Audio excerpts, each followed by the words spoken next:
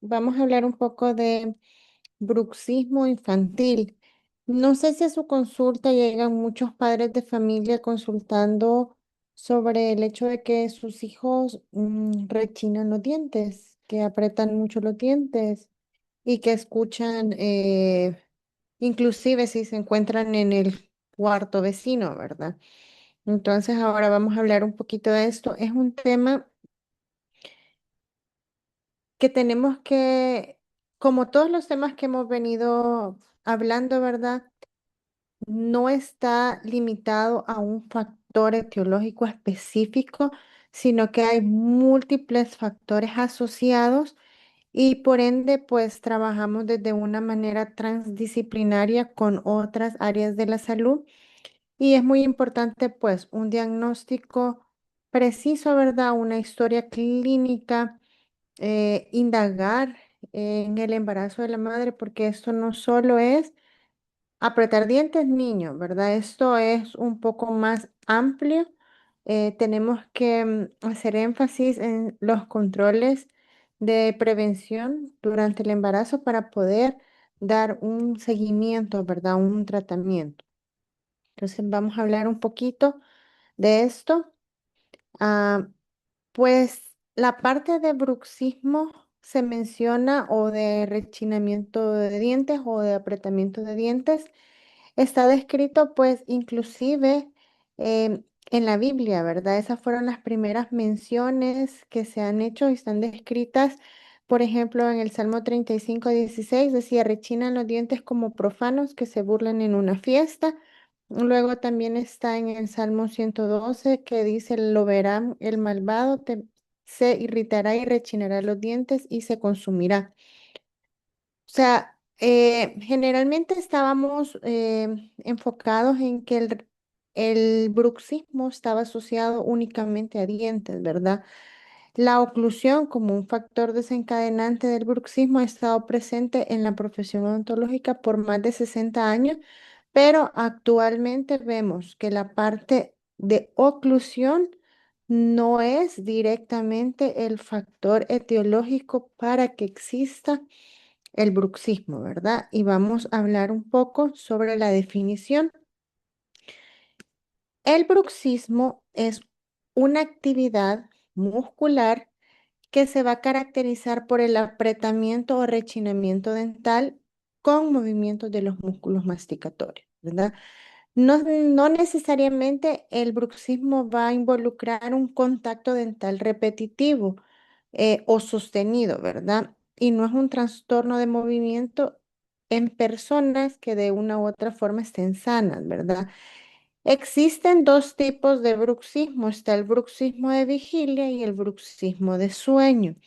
Generalmente, la mayoría de pacientes infantiles, esto está relacionado, el bruxismo, en la parte, perdón, está relacionado en el sueño, ¿verdad? Más que todo el bruxismo del sueño en la noche, donde los papás se quejan, ¿verdad? De que los niños apretan bastante los dientes.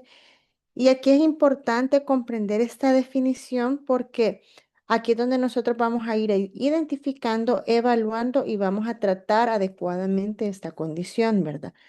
El bruxismo puede ser un mecanismo de defensa, ¿verdad? Y tener efectos positivos en algunos casos, pero también vamos a hablar de que cuando ya es un trastorno o algo repetitivo, pues entonces hay que ver factores asociados.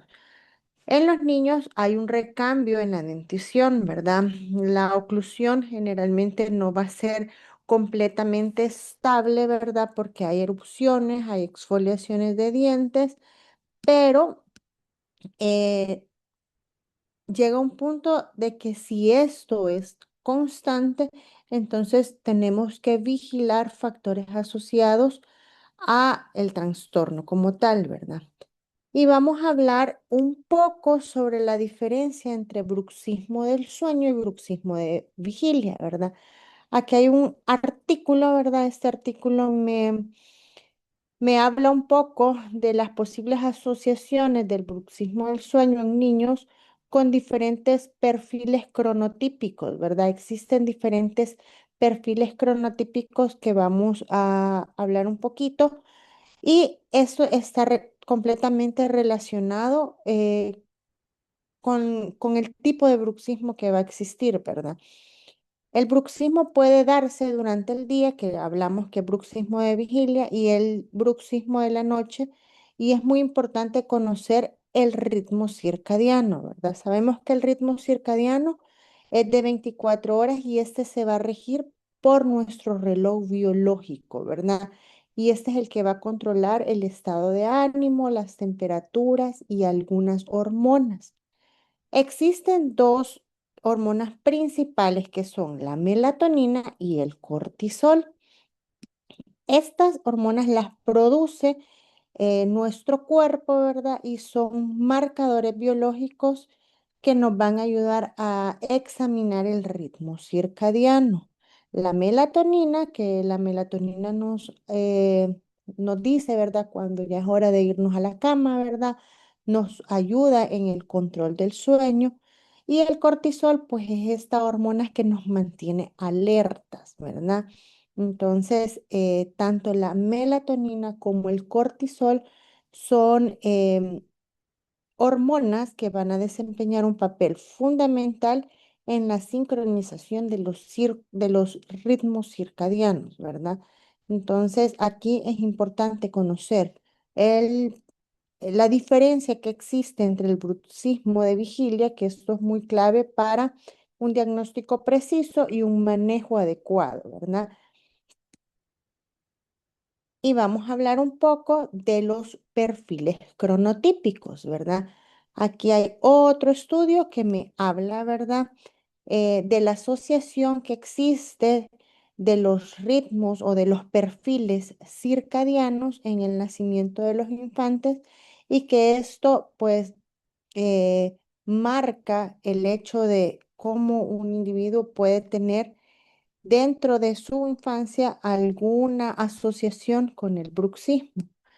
Hay tres tipos de perfiles cronotípicos. Está el cronotipo matutino, que es conocido como alondra, aunque también en la parte de internet ustedes van a poder encontrar algún otro que le pongan algún otro nombre, ¿verdad? Pero en sí es el cronotipo matutino, está el cronotipo intermedio, como colibrí se conoce, y el cronotipo vespertino, que es el búho.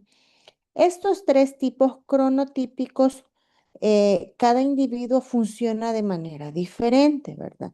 En el cronotipo matutino, ¿verdad? Son todas estas personas que son activas durante el día. Entonces, que se mantienen activas durante el día y que funcionan bien durante el día. Luego está el cronotipo intermedio, son aquellas personas que pueden funcionar tanto de día como de noche. Y luego está el cronotipo vespertino, todas aquellas personas que funcionan un poco mejor durante la tarde, ¿verdad? Tarde, noche. Entonces, estos tipos de cronotipo también pueden alterar el- los ritmos circadianos, ¿verdad? Porque alteran la parte de esas hormonas, de la hormona de la melatonina y de la hormona del cortisol. Entonces, al nacer, podemos decir que el niño va a ser vulnerable al ritmo circadiano de la mamá. O sea, depende de cómo mamá está en el embarazo, todo esto también se va a ir transmitiendo directamente al bebé. Hasta el cuarto mes de vida, o sea, ya después de que el bebé nace, ¿verdad? Hasta el cuarto mes de vida, el organismo del bebé aún todavía no presenta niveles elevados de la melatonina, o sea, esta hormona que me ayuda a regular el sueño. Esto se va a como a ponerse estable hasta el sexto mes de vida del bebé. Entonces, entender los cronotipos y el desarrollo del ritmo circadiano es promover un sueño saludable en los primeros meses de vida, ¿verdad? Entonces, esto es muy importante, ¿verdad? Por eso es que los bebés cuando nacen todavía no tienen regulado ese ritmo, ¿verdad? Circadiano. Entonces se levantan y aparte de eso, depende también de cómo mamá estuvo durante el embarazo, ¿verdad? Pero la melatonina los bebés la van a alcanzar en sus niveles óptimos hasta el sexto mes. Y hablando un poco solo de bruxismo del sueño, pues el bruxismo del sueño, valga la redundancia, es una actividad que se va a dar durante el sueño, ¿verdad? Y aquí pueden haber em, dos actividades musculares. Está una actividad de rechinamiento dental, que es una actividad fásica, y luego también está una actividad muscular de apretamiento dental, o sea, el de movimiento y el de apretamiento, ¿verdad? Y ese apretamiento pues es tónico. Aquí van a haber eventos asociados porque hay microdespertares, hay una excitación a nivel de la cortical del cerebro, ¿verdad? Y por ende se va a elevar también va a haber taquicardia, ¿verdad? Se va a elevar un poco los latidos del corazón. Hay una respuesta fisiológica, ¿verdad? Esta es cómo va a responder el cuerpo. Hay una elevación transitoria del tono simpático y aquí van a haber factores asociados al bruxismo del sueño, como por ejemplo estrés materno en vigilia, alteraciones del sueño o factores psicosociales, que ya vamos a ir viendo estos componentes que también están relacionados con la parte de los factores etiológicos del bruxismo. ¿Alguna duda? ¿Alguna pregunta hasta ahorita? ¿O vamos bien?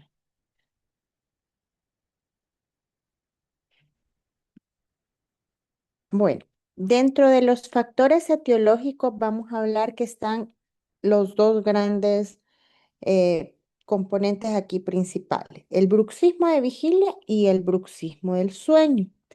Cuando hablamos de bruxismo de vigilia, vamos a hablar mucho de hábitos parafuncionales, como por ejemplo el apretamiento de los dientes, alteraciones masticatorias, onicofagia, que también está muy relacionado, ¿verdad? También hay factores psicosociales como la personalidad del paciente, ansiedad, baja resiliencia y estrés. También en el bruxismo del sueño hay más factores asociados, ¿verdad? A esta condición. Y aquí hablamos mucho de factores de la vía aérea, factores a nivel gastroesofágico, alteraciones en la arquitectura del sueño. También hablamos de factores psicosociales, ¿verdad? Y de neurotransmisores. ¿Por qué en este tipo de bruxismo tenemos más factores etiológicos asociados? Porque aquí hablamos de una calidad de sueño. Por ejemplo, hay factores asociados de la vía aérea como hipertrofia de las amígdalas y adenoides, retronatismo, síndrome de apnea, hiperapnea, obstructiva del sueño, hay alergias, ronquidos, respiración oral, hipertrofia de cornetes y algunas otras enfermedades respiratorias asociadas.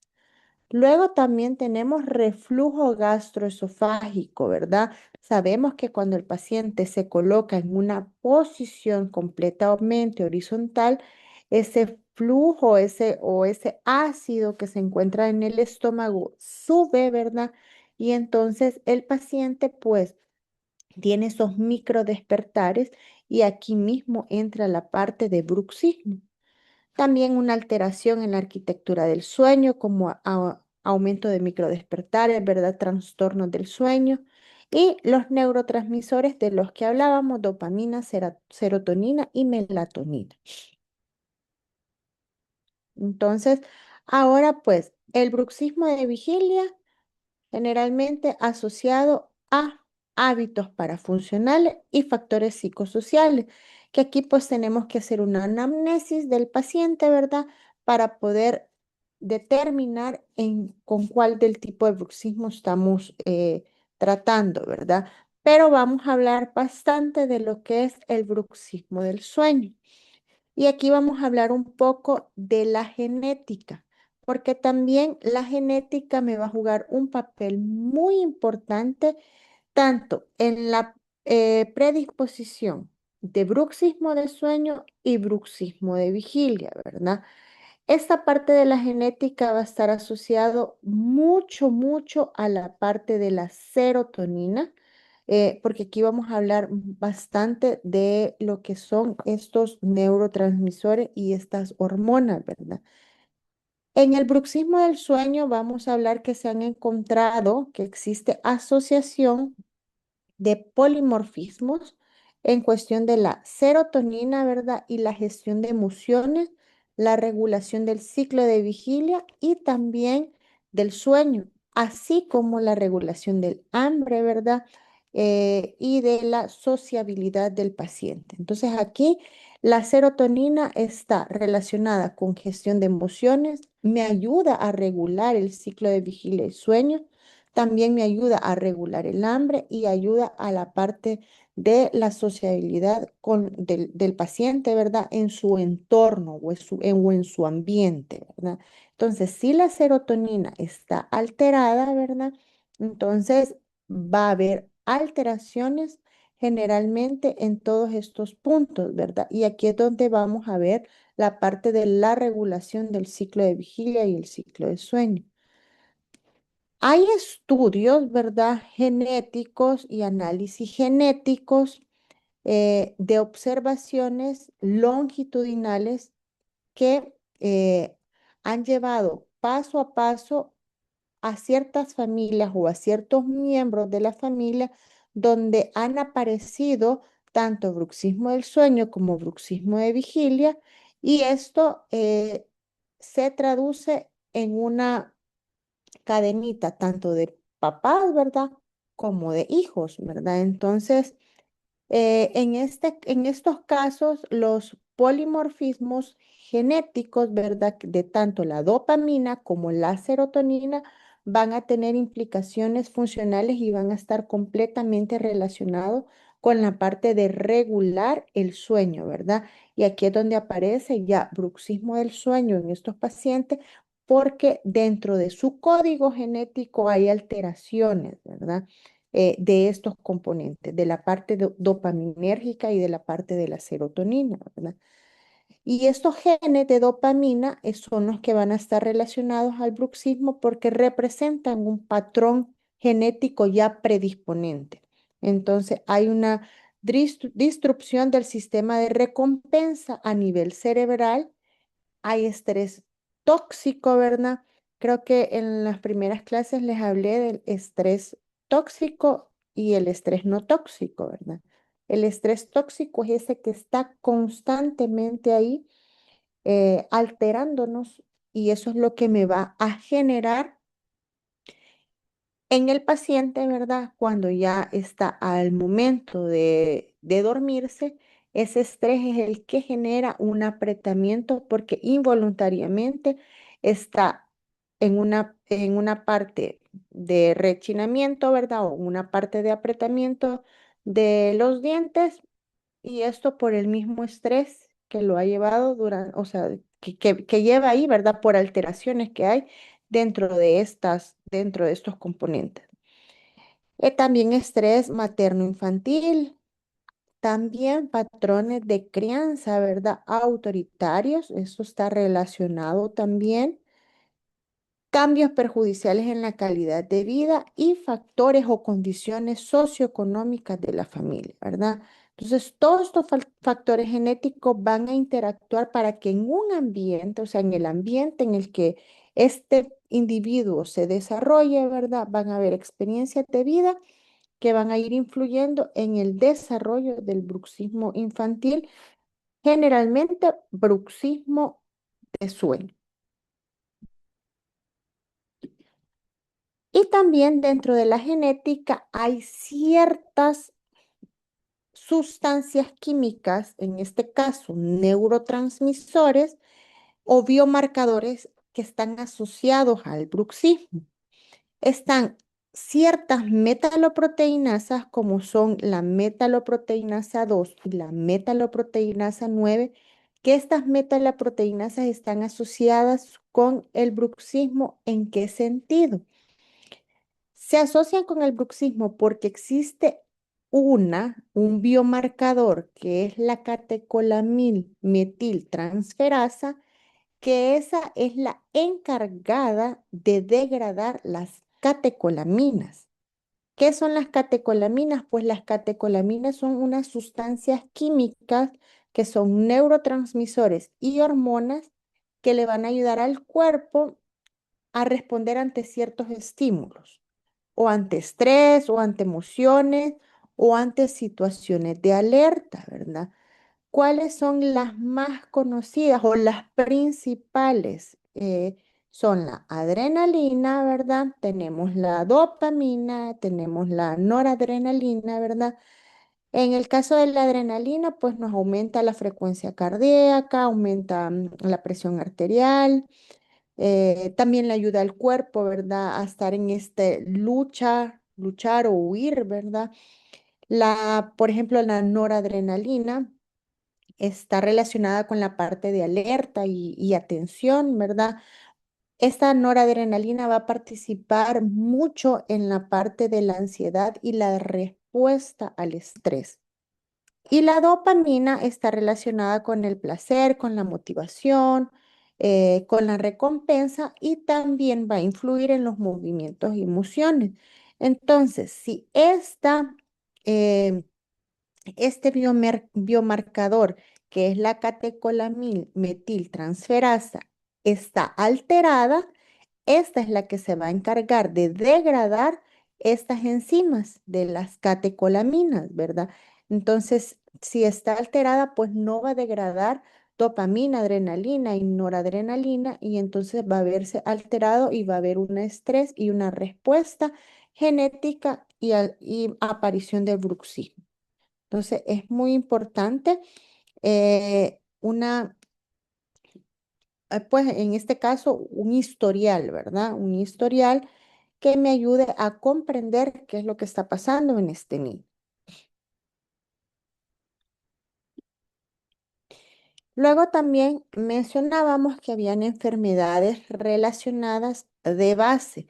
Y aquí es donde me voy a detener un poco porque ahora en día, así como cuando hablamos de la parte de hipomineralización, si ustedes se recuerdan, está muy relacionada con enfermedades de las vías respiratorias como una consecuencia, ¿verdad? No estoy diciendo que hipomineralización es directamente enfermedades de las vías respiratorias, pero sí está muy relacionado con falta de oxígeno porque hay una alteración en la formación del esmalte por los odontoblastos, ¿verdad?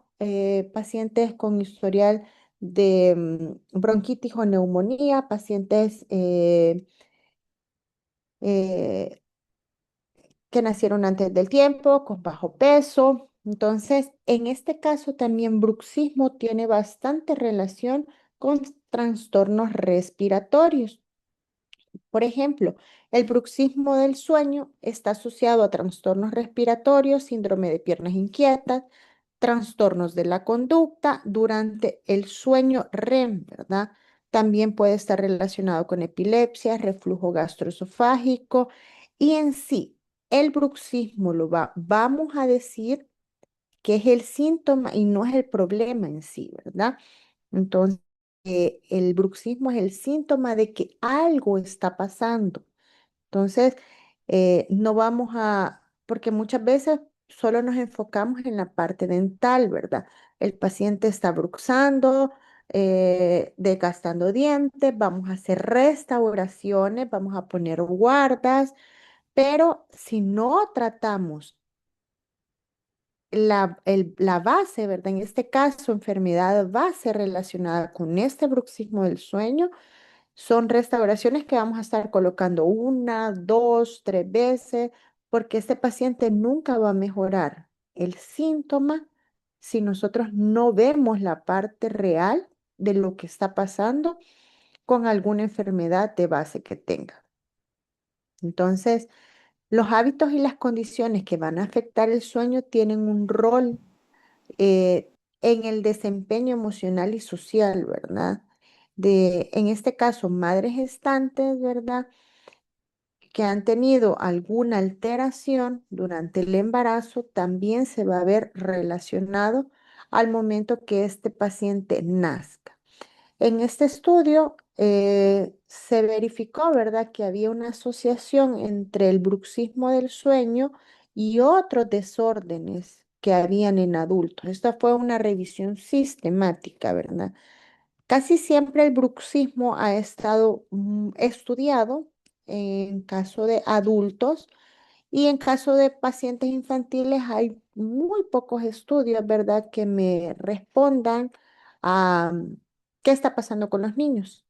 Pero ahora en día, pues ya se está indagando un poco más en esto y se está haciendo una asociación directamente de madres que bruxan y pacientes que terminan teniendo alteraciones, ¿verdad? Con este trastorno. Si hay una disrupción del sueño, van a haber alteraciones biopsicosociales, va a haber un impacto emocional y social y esto va a estar asociado a bruxismo de vigilia y bruxismo de sueño. Otro trastorno respiratorio, ¿verdad? Durante el sueño es la apnea de sueño, ¿verdad? Hemos escuchado mucho sobre la apnea de sueño, todas las complicaciones que puede tener esta apnea de sueño, ¿verdad? Y es de los trastornos respiratorios eh, que se dan y que están directamente relacionados con el bruxismo del sueño. Esto va a consistir en ronquidos primarios, ¿verdad? Resistencia de las vías aéreas superiores, apnea obstructiva del sueño, ¿verdad? Y esos trastornos respiratorios durante el sueño generan despertares repetitivos que son muy comunes en las madres gestantes, ¿verdad? Una madre gestante con apnea de sueño va a tener esos micro despertares y aquí es donde empezamos a asociar todo. Todos estos ciclos circadianos, ¿verdad? Van a verse alterados, no solo en la madre, sino que también en el bebé. Entonces, y aquí vemos cómo es que la apnea de sueño, primero, pues hay una obstrucción de las vías aéreas superiores. El gas carbónico que se retiene que se retiene, ¿verdad? En la parte de las vías aéreas, va a activar va a activar ciertas neuronas de serotonina. Y entonces aquí es donde el bruxismo es una parte protectora, pero al mismo tiempo que es una parte protectora, es una condición que me está generando, ¿verdad? Alteración a nivel dental. Y esto es, ¿por qué va a ser una parte protectora? Porque el bruxismo, al apretar y al hacer estos movimientos, va a limpiar las vías aéreas y aquí es donde se va a permitir el intercambio de gases, entrada de oxígeno y salida de dióxido de carbono. Entonces, aquí es donde el ciclo se va a ver repetitivo y aquí es donde va a alterar el sueño porque van a haber micro despertares y va a haber una actividad fisiológica, ¿sí? Entonces, otra parte importante es la parte del reflujo. Hablábamos que habían diferentes condiciones sistémicas que me iban a alterar, ¿verdad? La parte del bruxismo y en este caso, más que todo del bruxismo del sueño, y en este caso estaba el reflujo. ¿Qué pasa con el reflujo? Pues en el reflujo va a haber una disminución del pH esofágico. Por ende, van a haber características en casos muy comunes en madres gestantes, ¿verdad? Madres que generalmente en sus primeros meses presentan alteración en la parte de alimentos, mamás que pueden pasar vomitando, inclusive hay mamás que pueden pasar vomitando casi que los 9 meses seguidos, ¿verdad? Entonces aquí van a haber movimientos mandibulares, eh, hay mamás, ¿verdad?, que con esta condición van a presentar mayor frecuencia de bruxismo. ¿Por qué? Porque todo está relacionado con la calidad de sueño que van a tener estas mamás. Y en los bebés, el reflujo esofágico es fisiológico y frecuente alrededor del 90%, ¿verdad? Y autolimitado. Y esto puede caracterizarse por regurgitaciones, vómitos y tiene un origen sistémico y unas repercusiones que hay diferentes, ¿verdad? Porque puede ser un reflujo gastroesofágico patológico y este va a afectar a niños alrededor del 20%. De cierta forma, el reflujo en los bebés al principio puede ser algo fisiológico y que la mayoría de bebés va a tener, pero cuando ya se vuelve algo patológico, que ahora en día hay muchos bebés con esto, ¿verdad? Con esta parte de esta alteración, muchas veces puede ser el tipo de leche, ¿verdad? Cómo mamá se alimenta. Entonces, eso sí ya se vuelve algo patológico y el 20%, según algunos estudios, está directamente relacionado en niños que pueden presentar bruxismo. Otra parte importante hablando de bruxismo, ¿verdad? Y que hay una justificación directa también del por qué el bruxismo, ¿verdad? Juega un papel muy, perdón, el reflujo juega un papel muy importante en la parte del bruxismo y es que el bruxismo va a venir siendo o va a generar un papel protector, ¿verdad? Por el movimiento de la mandíbula.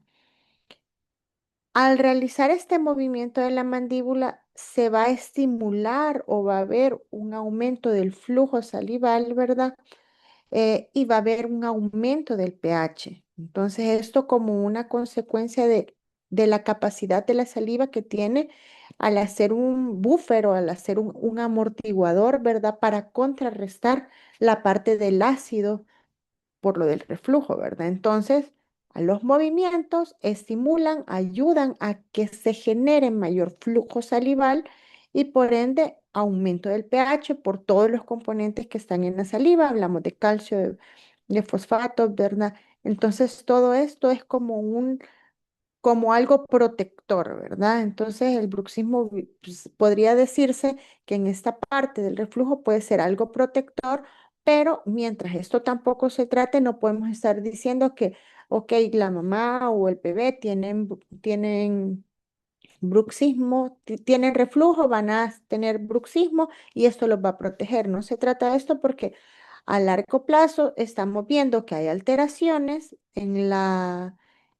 calidad de sueño que van a tener estos individuos y si hay alteraciones en la calidad de sueño, después también van a haber consecuencias a nivel dental, ¿verdad? Sabemos que el reflujo, pues, es esa regurgitación de ácidos. En algunos pacientes, estas regurgitaciones o este ácido puede ser dañino a nivel de esmalte porque pueden ser muchas regurgitaciones durante la noche, ¿verdad? Inclusive a veces no solo durante la noche. En este caso, porque nos estamos enfocando en la parte del bruxismo del sueño, pero también hay pacientes que presentan reflujo gastroesofágico y no necesariamente están dormidas, sino que puede ser durante el día. Luego también hablando un poco de factores psicosociales, porque hablábamos que habían factores psicosociales que estaban directamente relacionados con la parte del bruxismo, ¿verdad? Y en este caso, factores psicosociales que se van a asociar no solo al bruxismo del sueño, sino que también al bruxismo de vigilia. Y se ha encontrado una relación entre el bruxismo, la ansiedad, la depresión, la baja resistencia al estrés y la disminución en la calidad de vida, que hablábamos un poco de eso.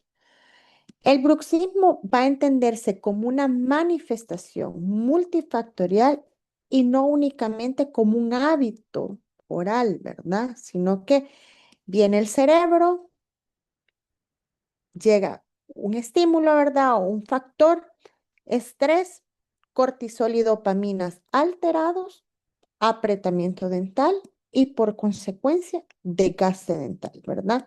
Entonces el bruxismo puede ser una respuesta fisiológica y conductual frente a un estrés emocional que está viviendo esta persona, ¿sí? Entonces no vamos a, muchas veces el odontólogo se va, bruxismo, desgaste dental y ahí se queda, pero de aquí para atrás no vio qué estaba pasando, ¿verdad? Entonces, casi siempre en adultos relacionamos desgaste dental, bruxismo, eh, estrés, ¿verdad? Y sí, la mayoría de pacientes, la mayoría de personas puede vivir estresado, que el tráfico, que el pagos, trabajo.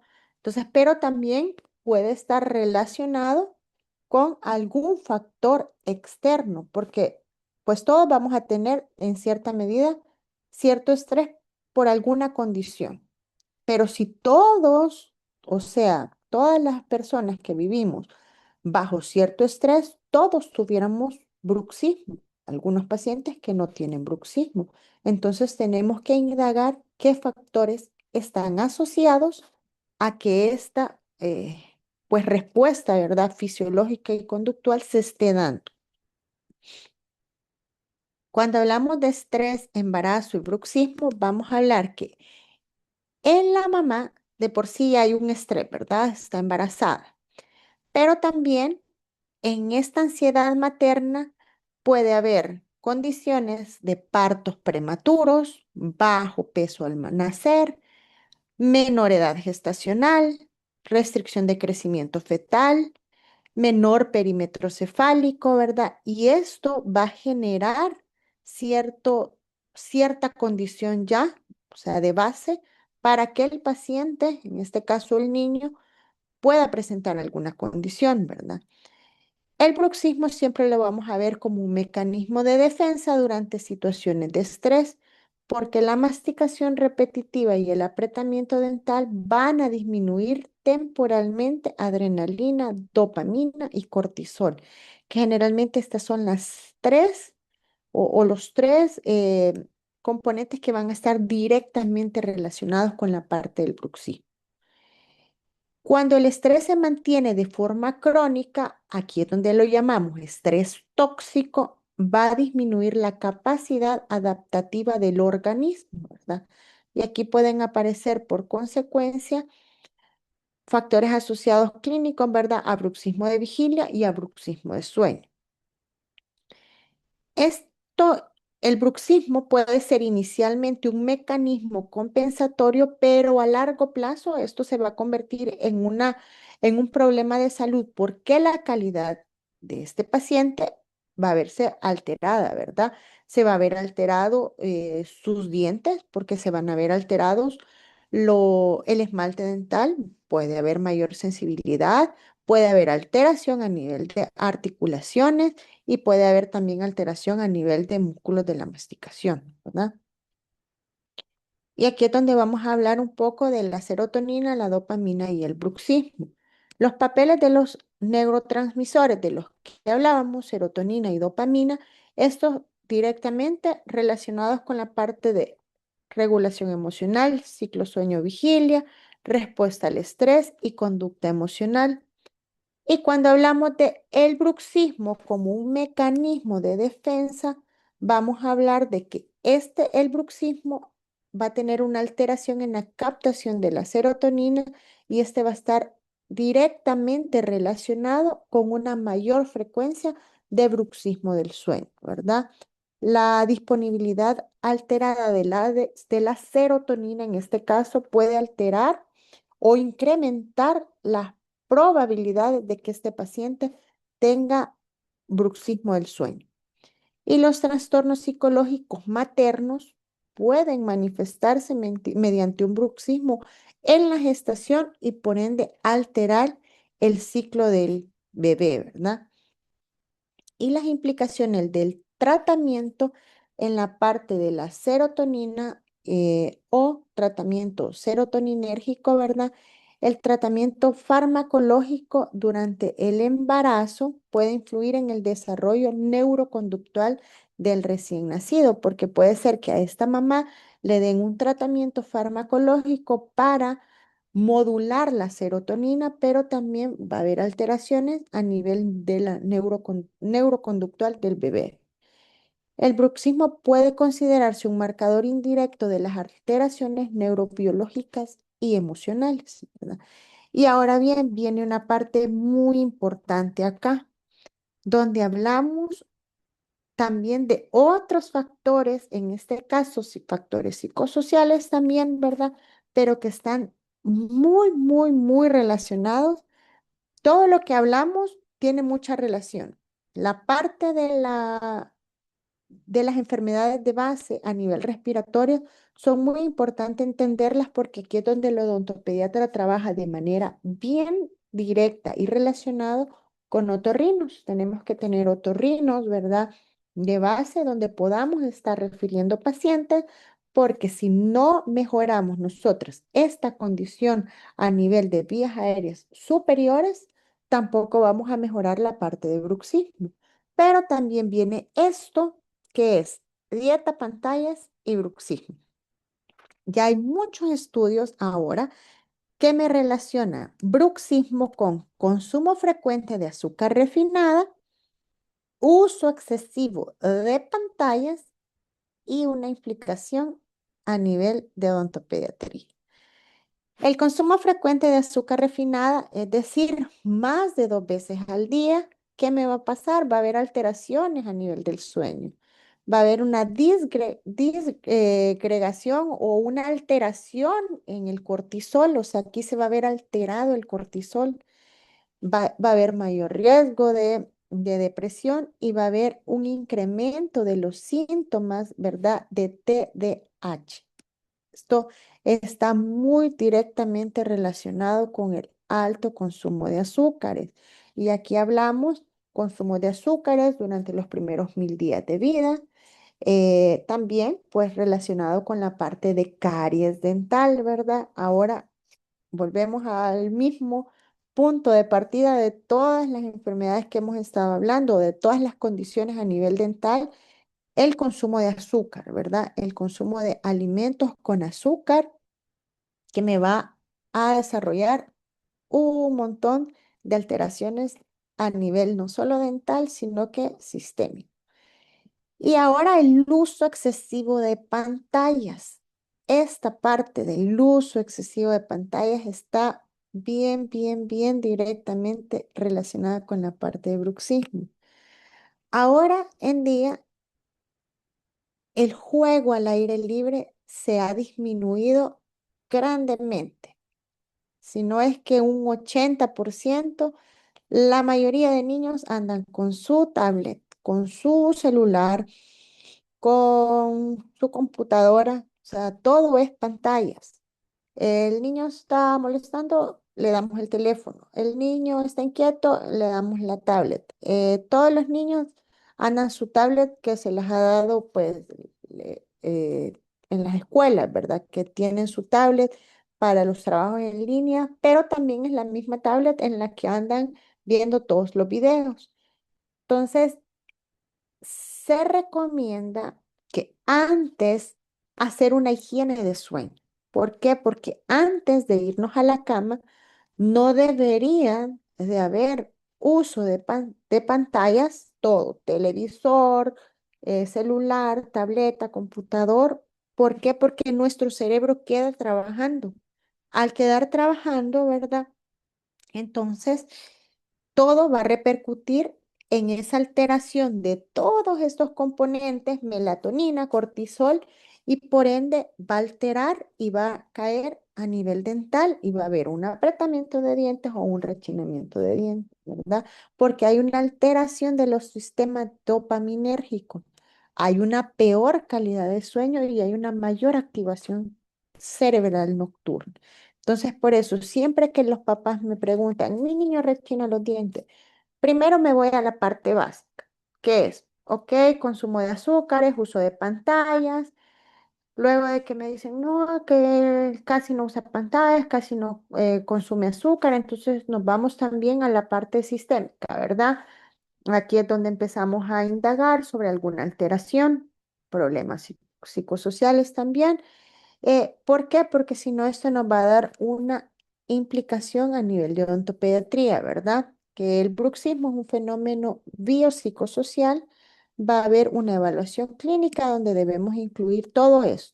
El sueño, el estrés, el ambiente familiar, el consumo de azúcares, el uso de pantallas y la salud emocional. Todos estos componentes están directamente relacionados con la parte del bruxismo y nosotros casi siempre nos vamos de una sola vez al diente.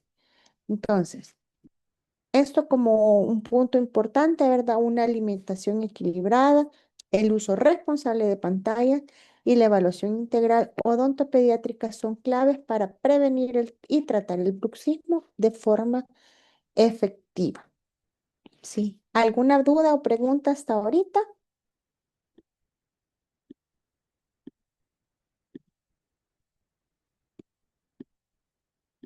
¿Todo claro? Todo claro, doctor. Ok. Vale, vamos a hablar un poquito sobre bruxismo del sueño y alteraciones de mamá. Cuando hablamos del bruxismo del sueño, vamos a hablar que el bruxismo se va a considerar, como lo hemos venido mencionando, un síntoma de la alteración del sueño y no una enfermedad aislada.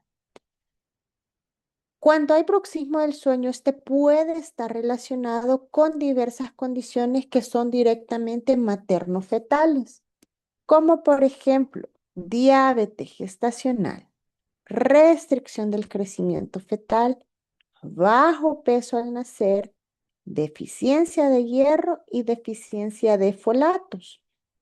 Al haber una alteración en todos estas condiciones, más bien, o sea que presenta diabetes, la restricción del crecimiento fetal, ¿verdad? Entonces, que va a haber trastornos respiratorios durante el embarazo, pueden estar directamente relacionados también, ¿verdad? Eh, ronquidos. Generalmente se dan en un 4%, ¿verdad? Durante la gestación, estos pueden aumentar hasta un 24%. Sabemos, ¿verdad? Que hay un crecimiento de un bebé dentro de la mamá, ¿verdad? Entonces, se va a dar una alteración respiratoria. Puede también haber hipertensión materna. Esto me va a conllevar a una restricción del peso, ¿verdad? Y también alteraciones del desarrollo del bebé. O sea, todo esto puede llevar a condiciones en alteraciones del desarrollo del bebé. Entonces, el sueño materno influye directamente en la salud fetal y en el crecimiento neuroconductual del niño. O sea que no solo el bruxismo del sueño esto inicia durante el embarazo, ¿verdad? O sea, si mamá tiene alguna alteración de esta, entonces como consecuencia va a haber probables alteraciones a nivel neuroconductual en un paciente. ¿Por qué van a haber algunos cambios? Durante el embarazo se van a dar cambios, ¿verdad? Durante el sueño, y esto es relativamente normal, ¿verdad? Que en el segundo trimestre y en el tercer trimestre de embarazo van a haber alteraciones en el cambio del sueño a lo largo del embarazo. Hablando del segundo trimestre, hablamos de la tercera a la 26 semana.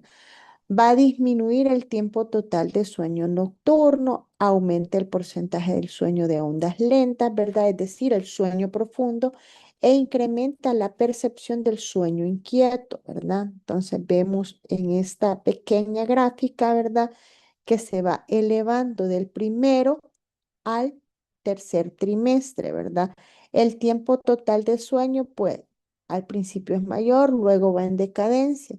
Los sueños de onda lentas, pues, al principio son menos y luego se van elevando. El sueño inquieto también. En el tercer trimestre, que es de las 27 a las 40 semanas, la mayoría de mujeres reportan alteraciones en el sueño. ¿Por qué? Porque estas alteraciones están asociadas a estrés crónico, a fatiga, y aquí es donde viene la parte del bruxismo.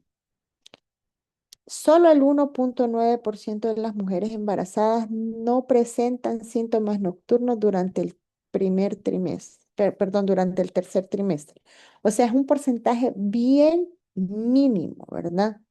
Entonces, la alteración del sueño durante la gestación es frecuente y puede afectar tanto a la madre como al bebé. Ya cuando la mamá está en el tercer trimestre, ¿verdad?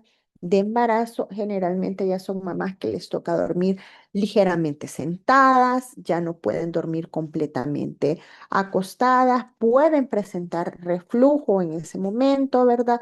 Entonces, todo esto va a presentar una alteración en los cambios, en el cambio del sueño, ¿verdad? Esto puede repercutir, puede haber bruxismo y puede haber una alteración eh, en el bebé.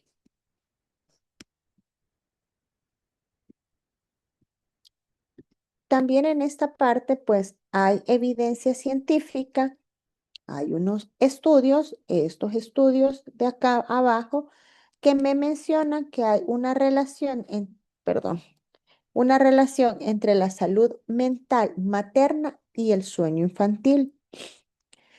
Estudios realizados en Inglaterra, Brasil y Estados Unidos han demostrado que la depresión prenatal se asocia con problemas de sueño en los niños. Los efectos pueden observarse desde los 12 meses o desde el año hasta los 6 años, ¿verdad? Mamás que han presentado depresión prenatal, también factores asociados como depresión materna, ansiedad materna o estrés durante el embarazo están relacionados con bruxismo del sueño ya en el niño, ¿verdad? Cuando nace. Y como consecuencia, pues un sueño fragmentado, despertares frecuentes, menor calidad de sueño y mayor riesgo de bruxismo. Entonces, por eso es muy importante y es clave, ¿verdad? Tener salud mental materna para que el sueño infantil sea un sueño de calidad.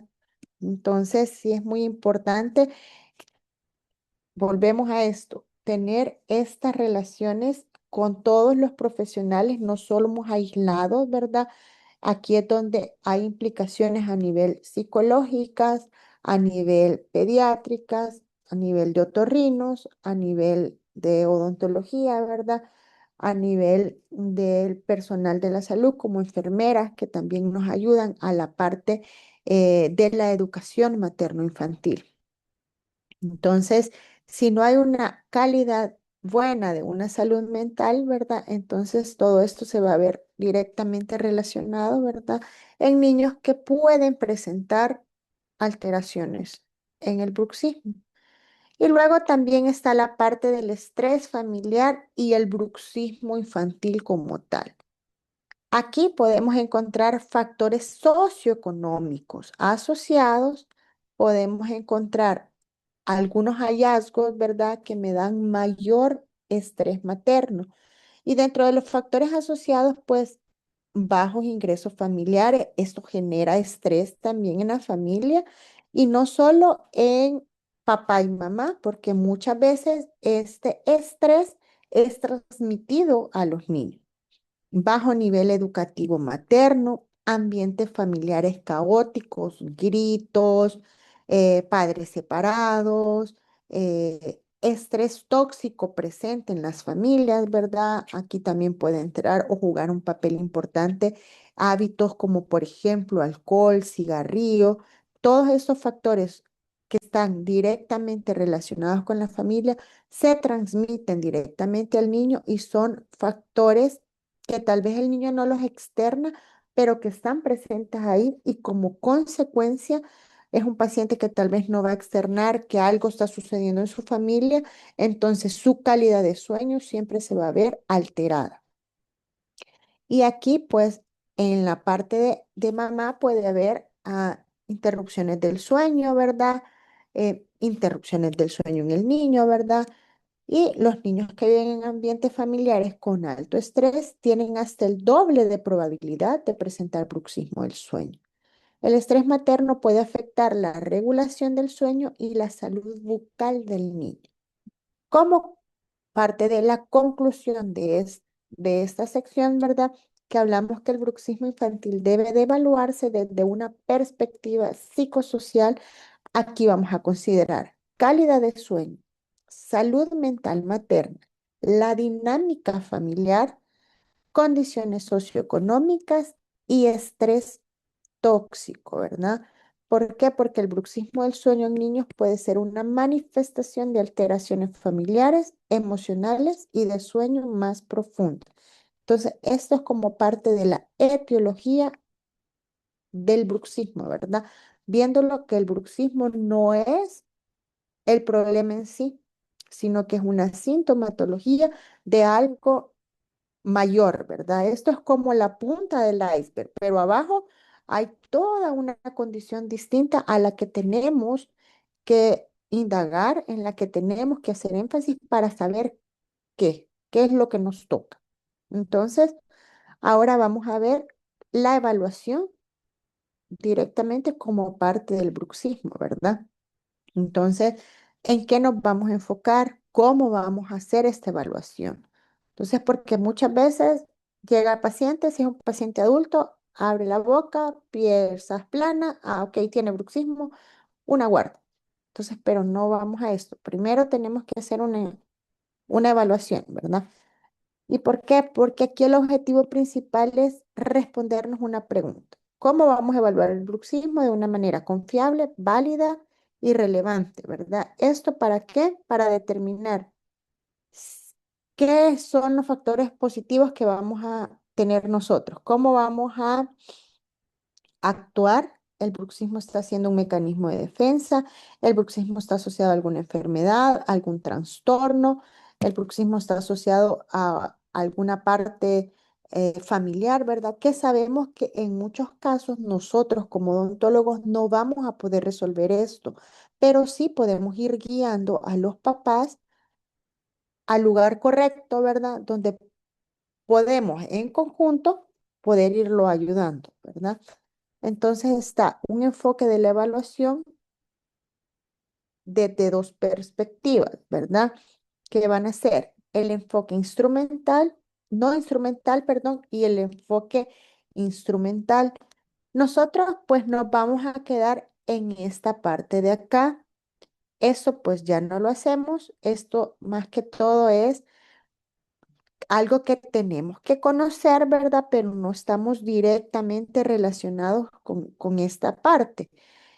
En el enfoque no instrumental, pues aquí van a ver herramientas principales en investigación y práctica clínica. Un autoinforme, ¿verdad? De cuestionarios que vamos a validar, una historia oral, evaluación de factores psicológicos asociados a este estrés y a esta ansiedad.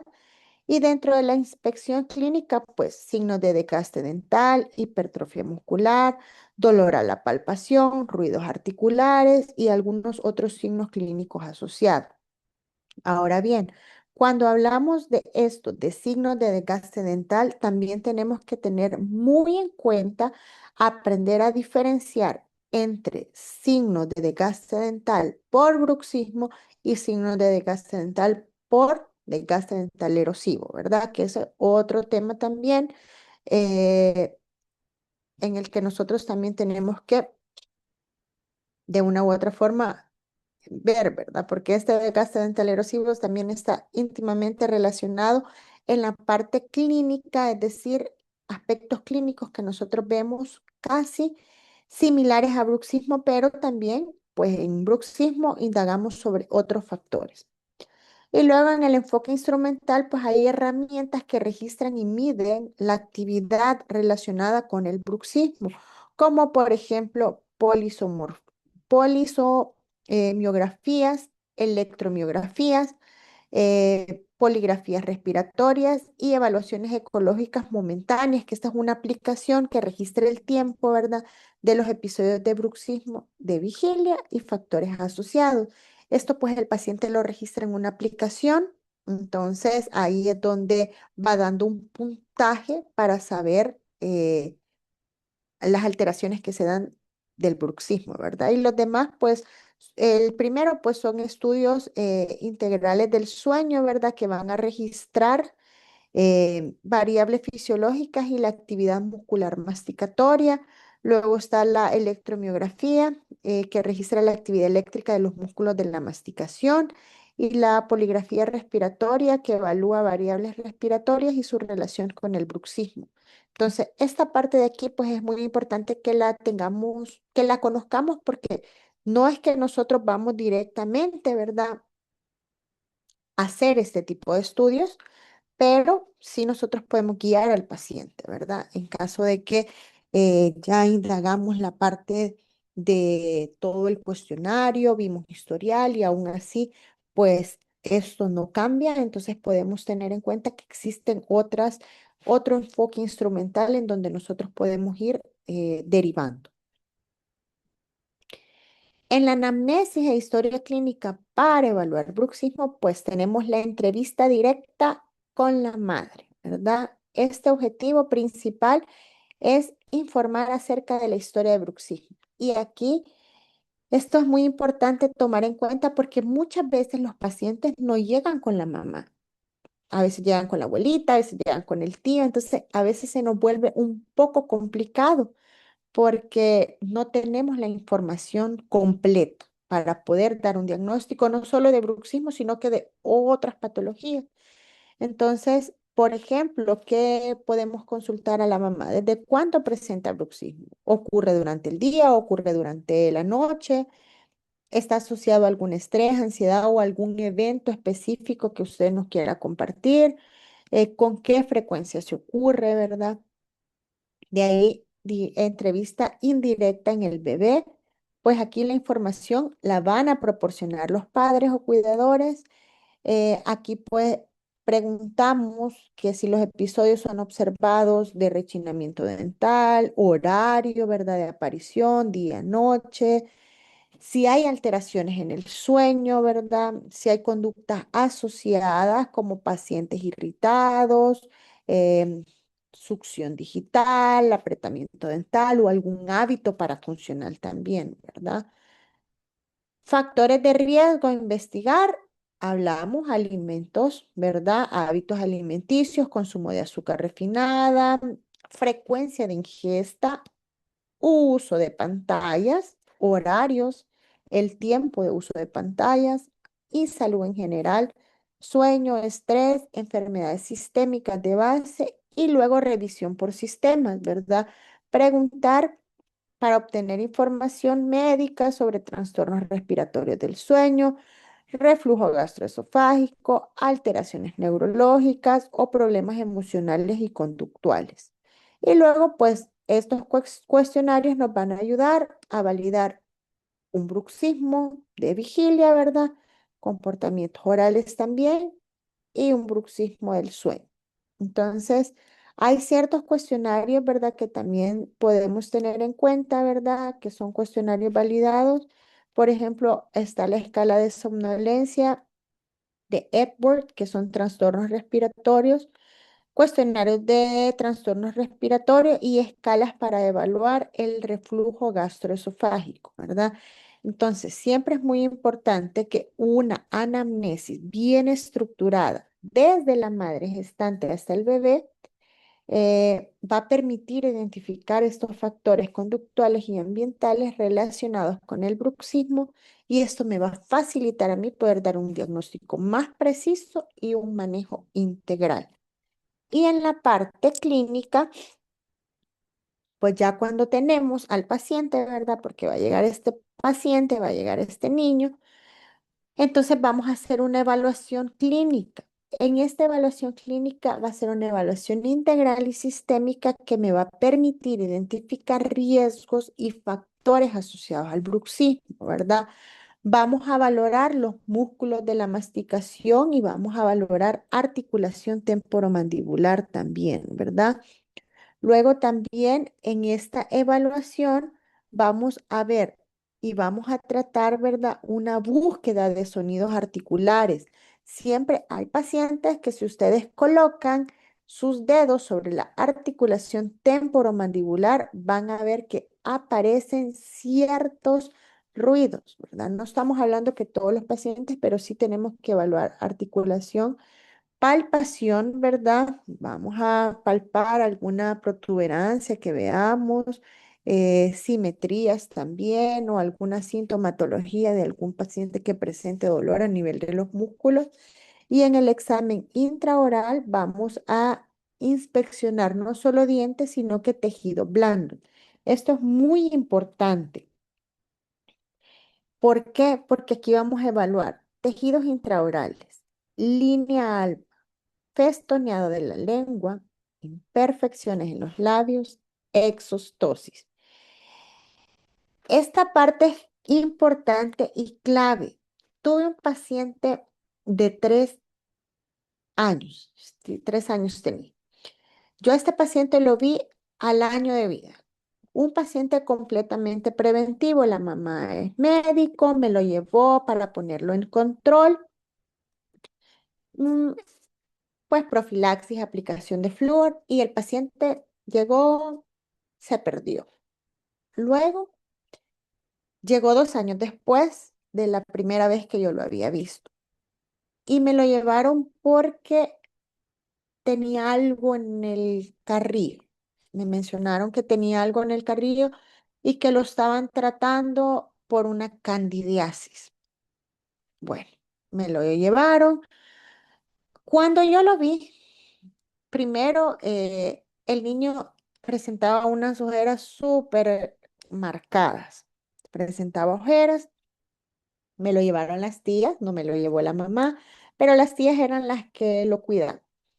Y me dijeron, el niño tenemos casi 3 meses de estarle dando medicamentos porque no se le quita un hongo, me dijo. Inclusive ya le hicieron frotis y no le salió nada, pero no se le quita y es algo que tiene ya bien pegado a nivel de los carrillos. Cuando me dijeron eso, a mí se me hizo bien curioso, o sea, cómo me lo describían. Y entonces, eh, le digo yo, no tiene eso. Yo no lo había examinado al niño todavía, pero cuando me describieron la zona, me explicaron lo que ya habían hecho, le dije yo, ok, el niño tiene morsicatum buccarum. El morsicatum buccarum es una alteración que se da a nivel de los carrillos por la masticación y la alteración a nivel de la línea alba, ¿verdad? Pero era un paciente que ya tenían casi 3 meses por estarlo tratando por cándida. Y le digo yo, ok, vamos a hablar un poco sobre estilo de vida del niño, ¿verdad? Era un niño que lo cuidaban las tías. Era un niño que tomaba pacha todavía, 3 años, a demanda. No eran con horarios. No tenía horarios establecidos de despertares. O sea, se levantaba a la hora que quería, desayunaba a la hora que quería, desayunaba a donde quería. Dormía con papás en la misma cama de papás, eh, consumo de azúcares y uso de pantallas. Entonces le dije, ok, vamos a hacer cambios aquí, o sea, vamos a ordenarnos, ¿verdad? Porque era un desorden total en la vida de este paciente. O sea, pacha para afuera, vamos a bajarle la cantidad de azúcar, vamos a incrementar el juego al aire libre, ¿verdad? Eh, Vamos a tratar la manera de que la calidad de sueño de este paciente mejore. No tenía problemas a nivel respiratorios, pero era un paciente que se levantaba mucho durante la noche. Entonces, en este caso, pues no había una alteración directa a nivel dental, pero sí había una alteración de tejidos blandos. Era un niño que todo el tiempo pasaba mordiéndose el cachete. Y esto era día y noche, porque la tía me dijo, ahora que me lo menciona, sí, el niño pasa en el día haciendo esto. Entonces, y lo hace cuando está como concentrado viendo televisión. Empieza a morderse el cachete. Entonces, ¿qué necesitamos? Ordenarle a este paciente, ¿verdad? Su vida. El paciente empezó a ir al kinder, entonces ya tenía horarios, ya tenía un horario de despertarse, ya tenía un horario de alimentación, de desayuno y ya tenía un lugar de comer. O sea, como le digo yo, le dije a las tías, ¿verdad? Vamos a comer en la mesa del comedor, no vamos a comer en la sala, no vamos a comer en el cuarto. O sea, todo el punto es crear un ambiente adecuado e idóneo para que todas las cosas se vayan como acomodando, ¿verdad? Entonces, lo vi al mes. Igual, este paciente mejoró su calidad de sueño primero porque ya era un paciente que tenía un horario de despertar. Iba al kinder, por ende llegaba cansado, hacía su siesta en la tarde, tenía actividades que lo mantenían ocupado, ¿verdad? Ya no había tanta pantalla, había juego, ¿verdad? Después de hacer sus actividades de la escuela y estaban tratando la manera de que fuera un paciente que ya durmiera solo, porque de una u otra forma durmiera con mamá y papá por ese apego, pero no sabemos en qué condiciones dormía el niño. Si la cama era una cama amplia para que todos cupieran, ¿verdad? De una u otra forma, si dormimos completamente apuñados, la calidad de sueño no va a ser la misma. Entonces, por ende, este paciente va a terminar en una condición de bruxismo, ¿verdad? No solo directamente relacionado con dientes, en este caso era alteraciones a nivel de mucosas. Entonces, pero fue un paciente que paulatinamente fue mejorando. Luego se me volvió a perder. Ahorita todavía no sé nada de él, pero a su control sí hubieron cambios. Entonces, pero vamos al punto de que este niño estuvo tomando medicamentos por 3 meses para algo que no tenía nada de relación con lo que el niño tenía en sí. Entonces, aquí es donde una buena historia clínica, ¿verdad? Complementando con un examen clínico me puede dar un diagnóstico más certero, ¿no? Y luego signos y eventos potencialmente asociados al bruxismo, ¿verdad?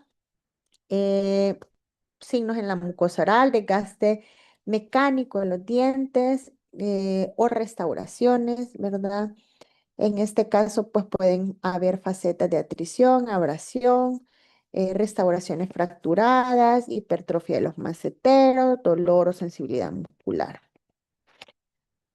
De ahí también tuve otro caso de otra paciente.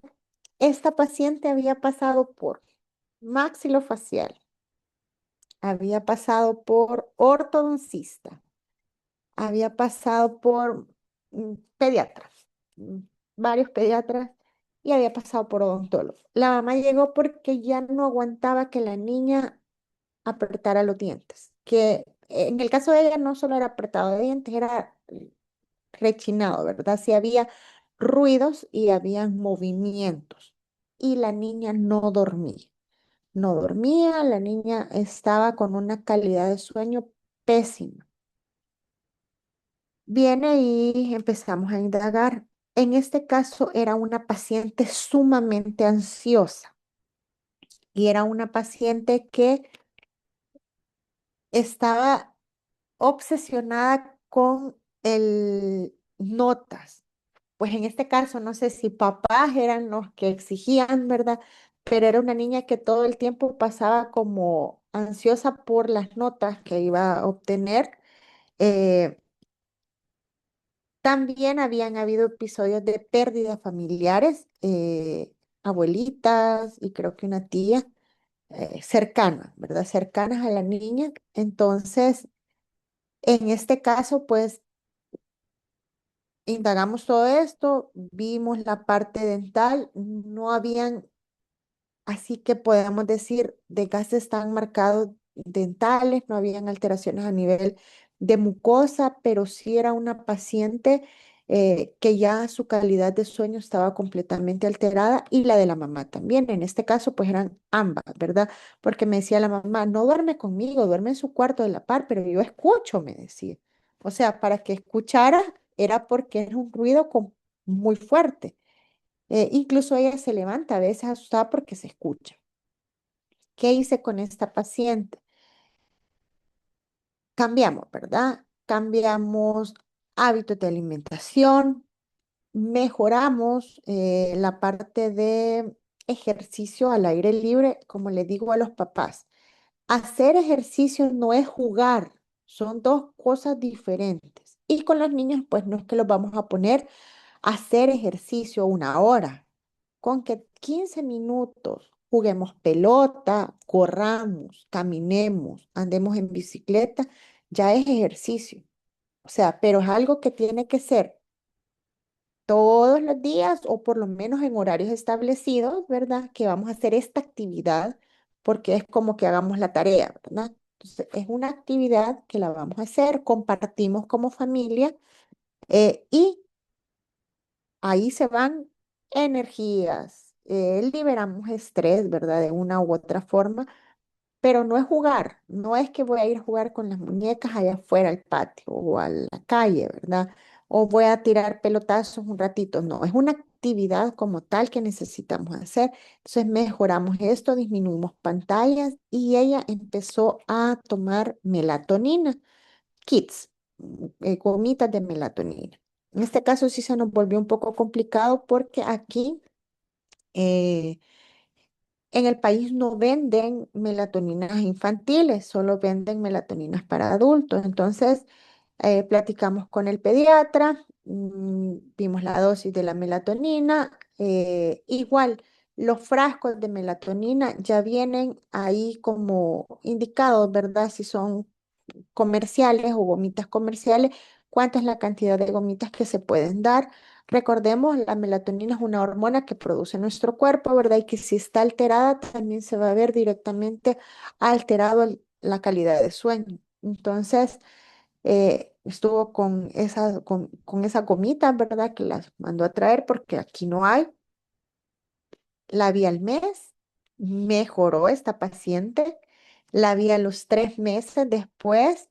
Es una paciente que dormía completamente tranquila. La mamá también dormía bien. Incrementaron el ejercicio. Aquí ya ambas, mamá e hija, salían a caminar, salían a correr, andaban en bicicleta. Entonces fue algo que, aparte de, o sea, dejemos la parte dental, pero fue una actividad que al final se compartió en familia y que de una u otra forma es un hábito que se le crea a este paciente desde pequeño. Entonces, porque el juego va a llegar a un punto que se va a eliminar. O sea, el juego llega a 11, 12 años y este paciente ya no va a seguir jugando. Pero si nosotros establecemos una rutina de un ejercicio, por ejemplo, esto es algo que lo va a acompañar el resto de su vida. Entonces, diferencia, o sea, entre juego y entre una actividad de un ejercicio, porque el juego se va a perder a lo largo del tiempo, ¿verdad? Entonces, esa parte fue bastante positiva, ¿verdad? Para la mamá. Entonces, sí ganamos con esta paciente, ganamos. ¿Por qué? Porque le ayudamos a mejorar esta calidad de sueño y a mamá también, pues, que era la más afectada. También se consultó con otorrino, ¿verdad? La paciente pues no tenía ninguna alteración a nivel de vías aéreas superiores, entonces pues fue algo que ya íbamos haciendo descartes. ¿Alguna duda, alguna pregunta?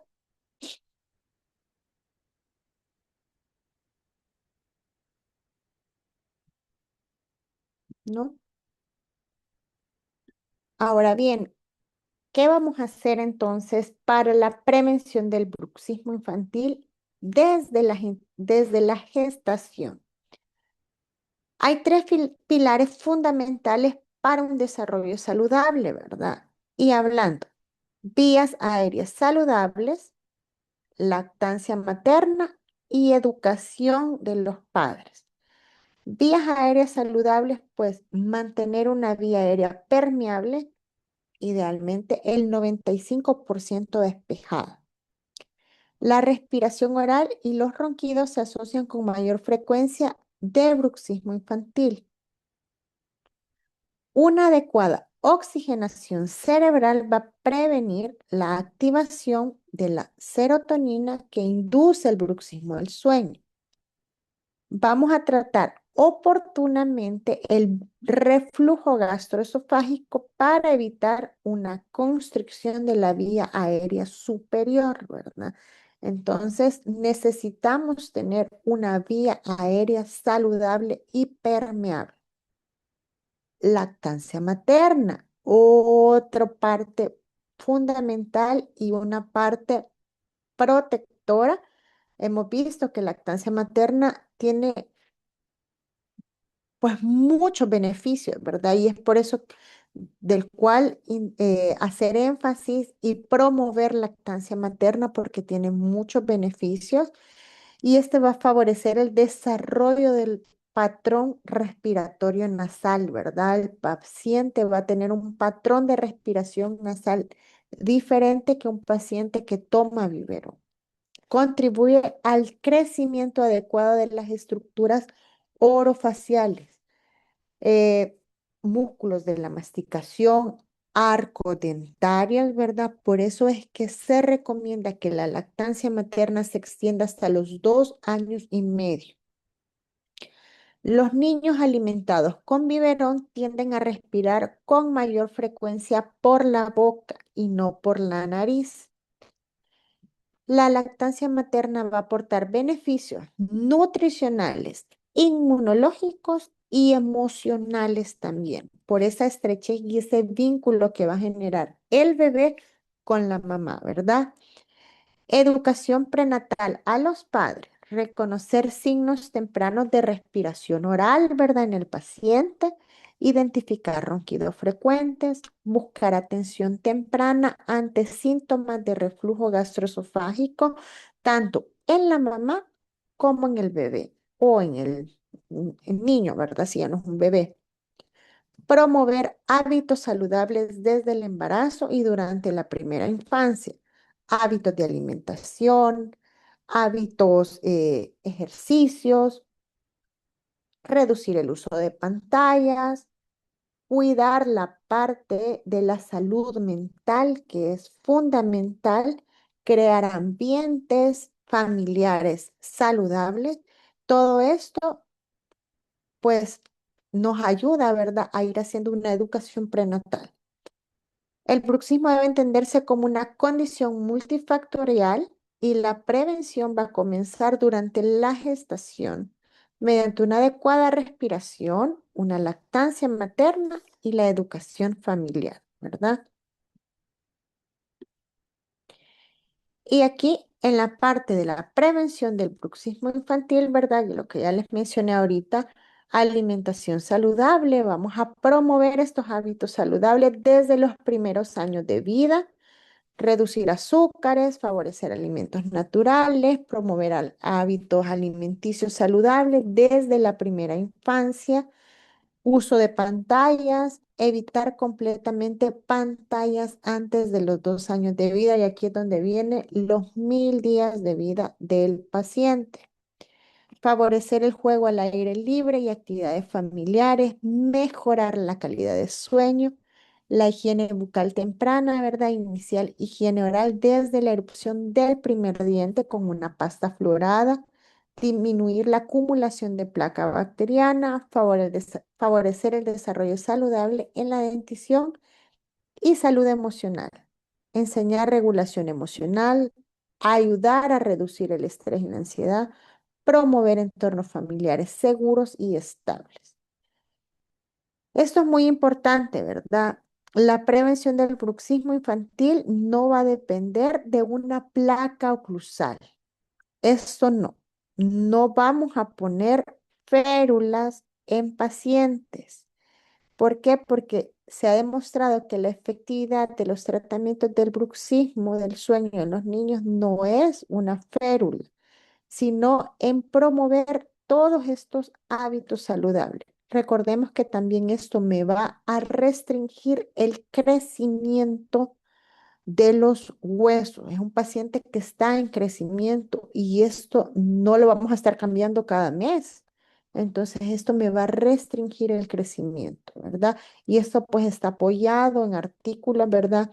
Científicos que me dicen que esto es a lo que nosotros tenemos que apostar. Y como consideraciones finales, ¿verdad?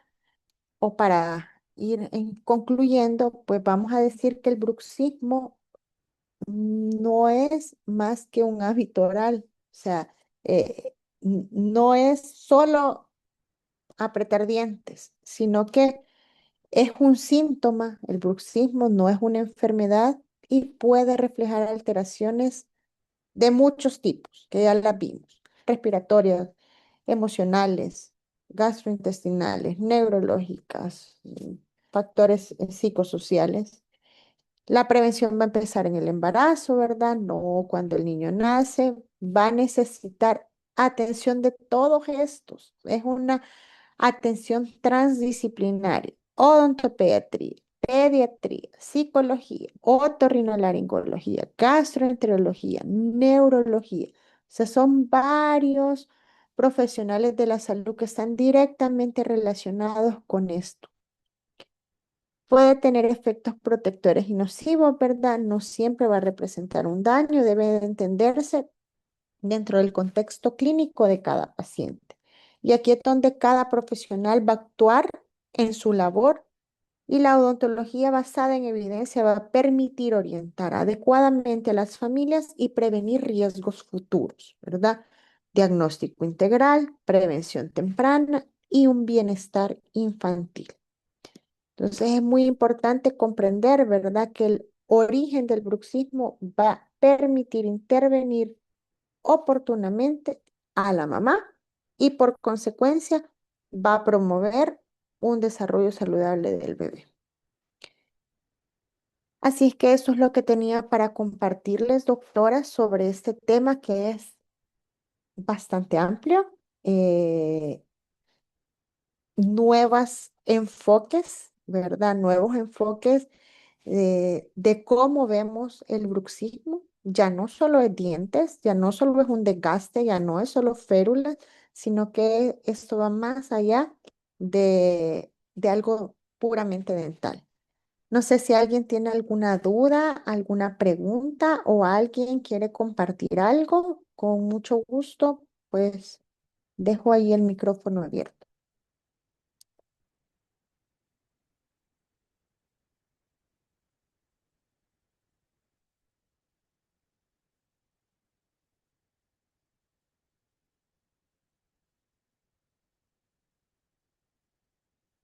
¿O todo quedó claro? ¿O quedaron más dudas que claro?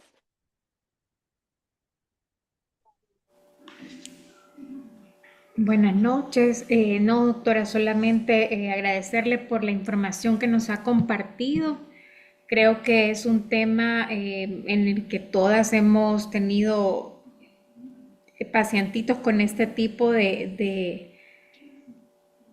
sintomatología, ¿verdad? Entonces es bien importante todo lo que nos ha compartido, sobre todo para saber cómo abordar este tipo de pacientes. Así que muchas gracias. Ok. ¿Alguien más?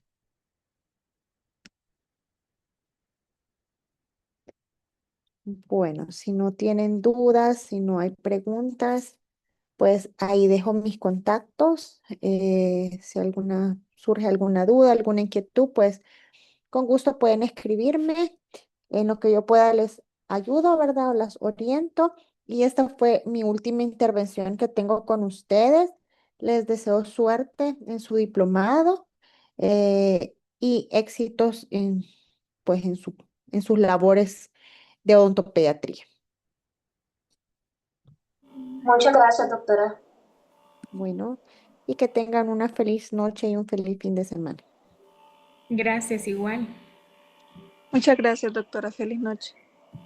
Bueno.